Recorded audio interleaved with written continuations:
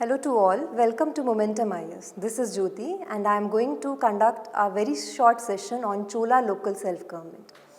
ये चोला local self government के बारे में ये है कि ये बहुत यूनिक क्लासिक फीचर है चोला एडमिनिस्ट्रेशन का. This is not been seen in any other contemporaries. पहले चोला लोकल गवर्नमेंट के जानने से पहले first will look at the source. हमें कहाँ से जानकारी मिली चोला लोकल सेल्फ गवर्नमेंट का.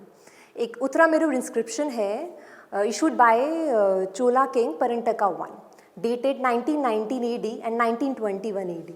तो ये इन्फॉर्मेशन बताता है हमें चोला लोकल सेल्फ गवर्नमेंट के बारे में, असेंबलीज़ के बारे में. कौन कौन सी assemblies? Like sabha, mahasabha, which were the assemblies of agrahara villages. These were the villages inhabited by the Brahmanas.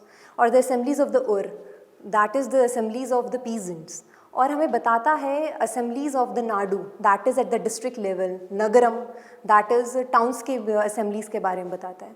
But एक यूनिक फीचर है उत्तरामेरूर इंस्क्रिप्शन का कि ये बस ओनली इन्फॉर्मेशन इसमें mentioned about sabha mahasabha. But एक कॉमन अंडरस्टैंडिंग है अमंग द हिस्टोरियंस की like the functioning of the sabha mahasabha, other local assemblies like nadu और उनकी भी सिमिलर ही थी. ठीक है. Now will look into the further aspects of Chola local self government. पहला हम देखते हैं एलिजिबिलिटी. कौन कौन से लोग एलिजिबल है into appointment, into getting elected as the in the Chola local self government. पहला एलिजिबिलिटी है is domicile. That is the person should belong to that particular village. And other aspect is the land qualification and the knowledge qualification. और ये बहुत यहाँ पे बहुत interesting है. That is if the person is owning 1/4 veli of the land. 1/4 veli of the land equal होता है at present जो ½ एकड़ होता है. तो अगर एक पर्सन के पास 1/4 वेली ऑफ द लैंड है, then the person should also have the knowledge of 1 Veda.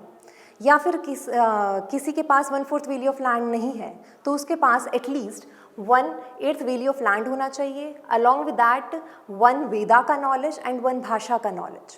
Other eligibility criterias are that is the age limit होनी चाहिए.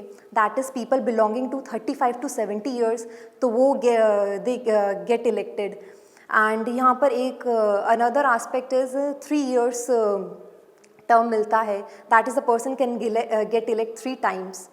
एंड अदर इज़ अगर कोई इलेक्ट हो गया तो ओनली 1 साल का टेन्योर है उसका. So these are the eligibility criteria. Now will other aspect is disability. That is अगर कोई पर्सन के पास बिलोंगिंग टू सर्टेन कैटेगरीज तो वो डिस्क्वालीफाई हो जाएगा, वो पार्ट नहीं हो सकता सभा महासभा का और उर का और नगरम का. पहला इज़ द क्रिमिनल. अगर कोई person is basically committed and criminal offence तो वो पार्ट नहीं बन सकता सभा महासभा का.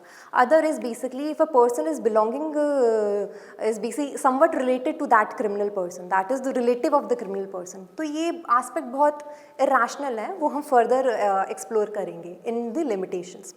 Another is disability is if the person failed to file the nomination paper तो automatically उसका qualification तो उसका disqualification हो जाता है into the assembly.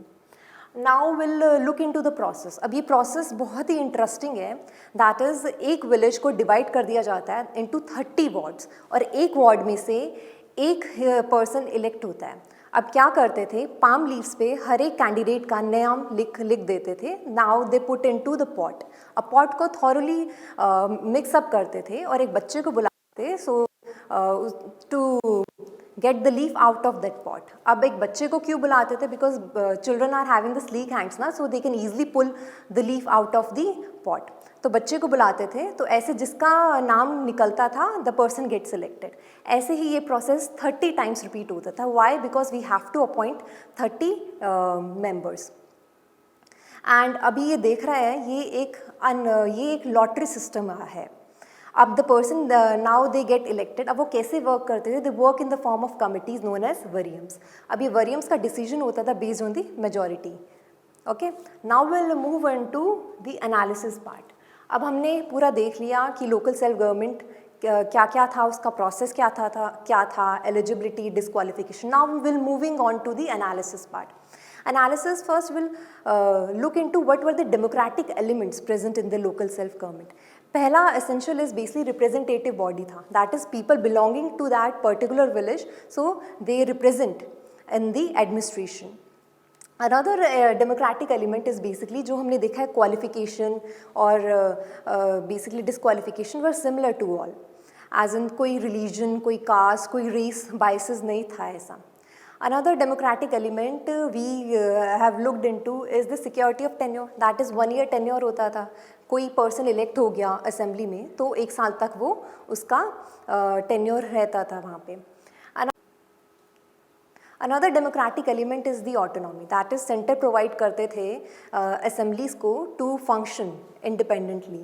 Plus they are having also having the control over the local resources, and they can impose the taxes to enhance the finances so that the assembly can run smoothly. Another is जो बहुत important है is जो वेरियम्स है, committees हैं जिसके through assemblies work करती थी, they take decision based on the majority. So this is an important democratic element in the Chola local self government. Now will move on to the limitations. Limitation as in what were limitations. So हमने देखा property qualification थी, education qualifications थी. तो property education qualification when we look deep inside to them, so we can analyse these were the offices were the monopolised by the upper वर्नास, because property सबके पास नहीं थी, only अपर वर्नास के पास थी. Even knowledge of Vedas were not provided to the lower varnas. So these were the privileges provided to the upper varnas. So there was no equality. So this is the lag in the Chola local self-government. Another aspect is we have discussed earlier, that is the relatives of criminals were debarred from contesting the election. तो ये बहुत ही irrational हो जाता है. जैसे Britishers basically imposed और declared certain tribes as criminal tribe, तो stereotyping हो जाता है ये सब. So this is undemocratic. So another limitation of the Chola local self-government is quorum नहीं है. That is the minimum people required to conduct the meeting. वो कुछ element नहीं दिखा है.